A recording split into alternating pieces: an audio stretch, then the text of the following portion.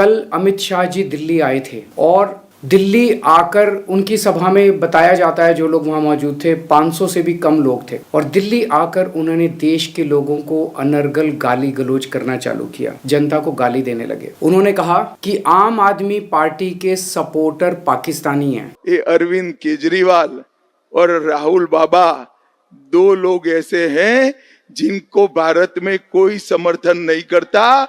उनके समर्थक पाकिस्तान में ज्यादा है, पाकिस्तान में ज्यादा है।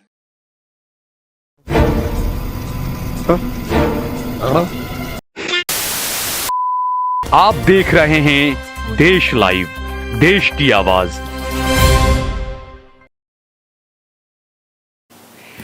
आज मैं आप सबसे 3 बातें करना चाहता हूं। एक, जैसे जैसे 5वें चरण का चुनाव कंप्लीट हो गया और जैसे जैसे चुनाव होते जा रहे हैं वैसे वैसे साफ होता जा रहा है कि 4 जून को मोदी सरकार जा रही है और इंडिया गठबंधन की सरकार बनने जा रही है। ये मैं किस आधार पे बोल रहा हूँ? क्योंकि कई लोगों ने सर्वे किए हैं और जो अब सर्वे के फाइंडिंग्स आ रहे हैं उससे साफ जाहिर है कि 4 जून को इंडिया गठबंधन को अपने दम पे 300 से ज़्यादा सीट मिल रही हैं और इंडिया गठबंधन देश को एक साफ सुथरी और स्थिर सरकार देने की दिशा में बढ़ रहा है। दूसरी बात आज मैं करना चाहता हूँ, कल अमित शाह जी दिल्ली आए थे और दिल्ली आकर उनकी सभा में बताया जाता है, जो लोग वहाँ मौजूद थे 500 से भी कम लोग थे, और दिल्ली आकर उन्होंने देश के लोगों को अनर्गल गाली गलौज करना चालू किया, जनता को गाली देने लगे। उन्होंने कहा कि आम आदमी पार्टी के सपोर्टर पाकिस्तानी हैं। मैं उनसे पूछना चाहता हूं, दिल्ली के लोगों ने हमें 62 सीट 56% वोट शेयर दे के सरकार बनाई है, क्या दिल्ली के लोग पाकिस्तानी हैं? पंजाब के लोगों ने हमें 117 में से 92 सीट्स दे के सरकार बनाई है, क्या पंजाब के लोग पाकिस्तानी हैं? गुजरात के लोगों ने हमें 14% वोट दिया, क्या गुजरात के भी लोग पाकिस्तानी हैं? गोवा के लोगों ने हमें प्यार दिया, विश्वास दिया, क्या गोवा के लोग भी पाकिस्तानी हैं? पंचायत के चुनाव में, म्यूनिसिपैलिटी के चुनाव में उत्तर प्रदेश में, आसाम में, मध्य प्रदेश में और देश के कई हिस्सों में आम आदमी पार्टी के पंच, सरपंच, म्यूनिसिपल मेयर, काउंसलर चुने गए जगह जगह, क्या इस देश के सभी लोग पाकिस्तानी हैं? ये क्या बात कर रहे हैं आप? आपको प्रधानमंत्री जी ने अपना वारिस चुना है, इस बात का आपको इतना अहंकार हो गया कि आप लोगों को गालियां देने लगे, धमकियां देने लगे।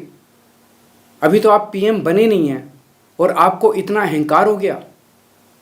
आपकी जानकारी के लिए बता दूं कि आप पीएम नहीं बन रहे हैं, क्योंकि 4 जून को लोग बीजेपी की सरकार नहीं बना रहे हैं।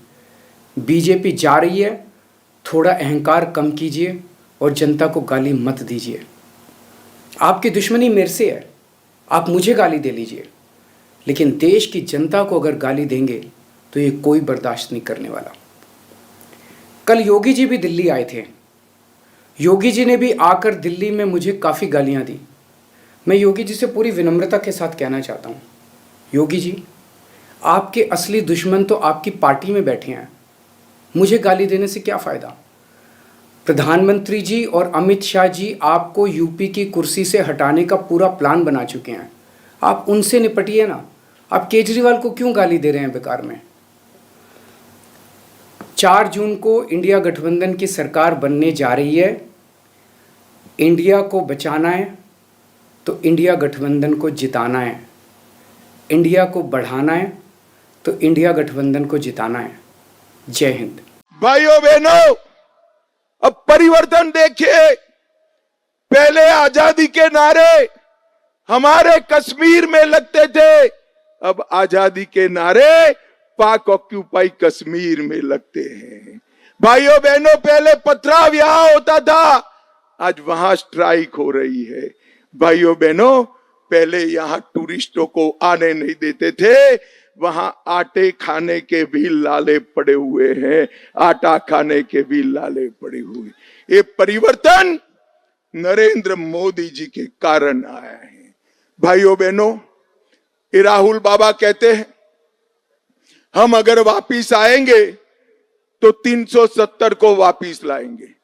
आप चाहते हो 370 वापिस आए? जरा जोर से बोलो, चाहते हो? भाइयों बहनों, मोदी जी ने ट्रिपल तलाक समाप्त कर दिया। ये राहुल बाबा कहते हैं हम आएंगे तो ट्रिपल तलाक वापिस लाएंगे। मोदी जी हिंदू, बौद्ध, सिख, जैन शरणार्थियों को नागरिकता देने के लिए सीए लेकर आए। ये राहुल बाबा कहते हैं हम सीए को निरस्त कर देंगे। भाइयों बहनों, ये अरविंद केजरीवाल और राहुल बाबा दो लोग ऐसे हैं जिनको भारत में कोई समर्थन नहीं करता।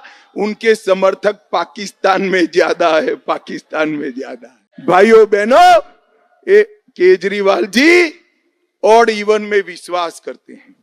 ये कहते हैं ऑड दिन होता है तो वो भ्रष्टाचारियों की लंबी लिस्ट लेकर भाषण करते हैं, और इवन दिन होता है तो सभी भ्रष्टाचारियों को मिलकर घमंडिया गठबंधन बनाते हैं।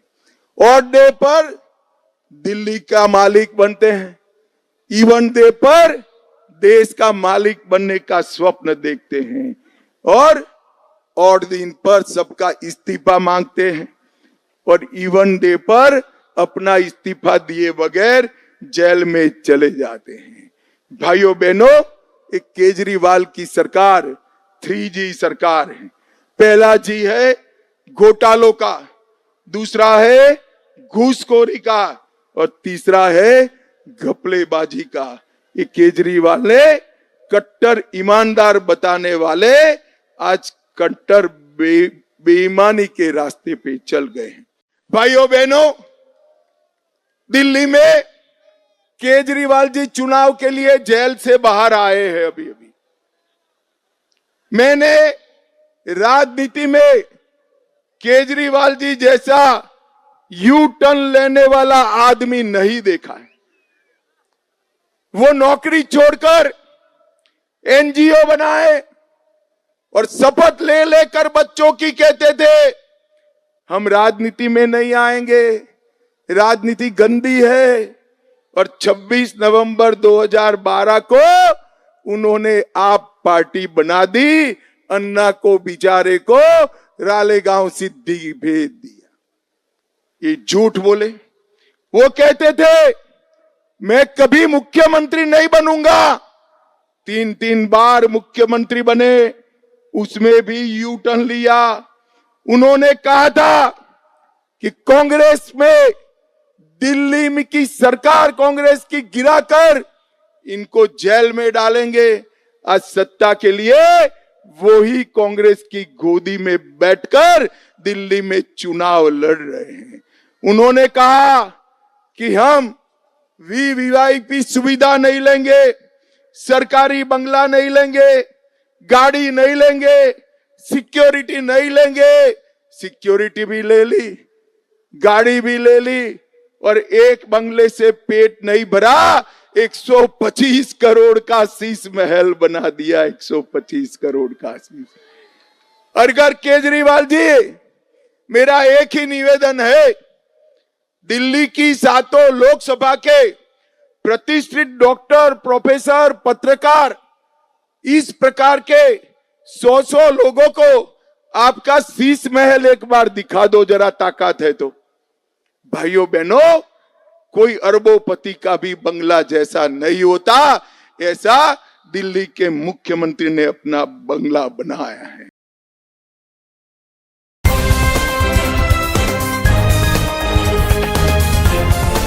देश और दुनिया की तमाम छोटी और बड़ी खबरों के लिए हमारे चैनल को सब्सक्राइब करना न भूलें और बेल का बटन जरूर दबाएं।